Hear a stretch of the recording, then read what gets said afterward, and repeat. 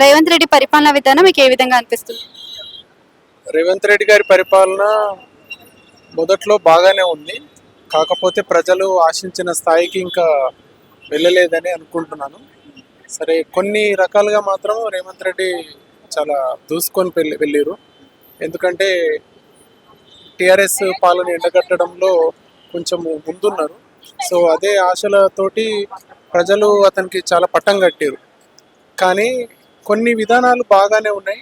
కానీ కొన్ని విషయాలలో రేవంత్ రెడ్డి కొంత negative points negative points in the sense, negative points అంటే ఏమున్నాయి చరిత్ర దగ్గర?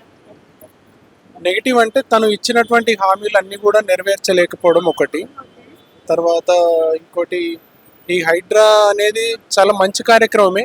దానివల్ల ఏంటంటే ఎన్నో డబ్బులు పెట్టుకొని కట్టుకున్నటువంటి పేదలు నష్టపోతున్నారు. సో కొన్ని ఇటీవలి కాలంలో తీసుకున్నటువంటి కొన్ని నిర్ణయాల వల్ల ఇచ్చిన హామీలు నెరవేర్చలేక కొంత నెగిటివ్ థింకింగ్ అనేది ప్రజల్లో ఉన్నది. హైడ్రా అనేది కూడా మన ఫ్యూచర్ కోసమే కదా సార్. ఇప్పుడు వర్షాకాలం వచ్చినప్పుడు కూడా ప్రాబ్లం అవుతూ ఉంటుందని ఒక మంచి ఇంటెన్సిటీ తోటి అది స్టార్ట్ చేశారు అని చెప్పి అక్కడ నుంచి చెప్పుకుంటూ వస్తున్నారు. మరి దాని గురించి ఎవరు ఆలోచించట్లేదు అంటారు? లేదు, హైడ్రా అనేది మంచిది. హైడ్రా అనేది మంచి నిర్ణయం. ఇది రానున్న రోజుల్లో హైదరాబాద్కు చాలా ఉపయోగకరమైనటువంటి విధానం, రూపకల్పన అనేటువంటి మాత్రం హైడ్రా అనేటువంటి మంచిది.